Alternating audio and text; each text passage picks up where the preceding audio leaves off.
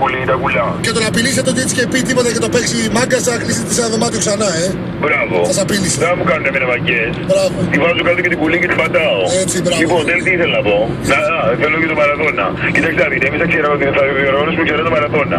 Και γι' αυτό και εγώ ντύθηκα Μαντόνα και άρχισα να τρέχω στο Μαραδόνα. Μαραδόνα, Μαραδόνα. Κατάλαβες. Μ' ακούτε? Ναι, σε ακούμε, σε Άρα ακούμε. θα τέλειο συνδρομή. Έτσι θα βάζετε λίγο. Η Μαρτάκια είναι πολύ ανησυχώ. Την πάω στο σχολικό το πρωί και πήγαινε στο πρωινό. Κάτω με την κουλίτη και κλαίω. Κλαίω σαν δηλαδή κλαίω και πέφτει να πούμε πάνω στην κεραστάζ νούμερο 214 που φοράω. Και πέφτει το δάκρυ πάνω. Μην μου ξεβάψει γιατί κι αλάτι αυτό ξέρετε. Κάθε πρωί που την αποχωρήσετε. Δεν την μπορώ, ναι, την αγαπάω τη Ρουφιάνα. Τι να είναι, τεμπέλα σαν τη ρουβού, κύριε Ηλία. Είχε καλά η Ρουβού, ξυπνάει μόνο όταν έχει δουλειά. Μωρή, εδώ είναι, κοιμάται. Μωρή, θα τη δείξω καμιά κλετιάκια από την ύλη.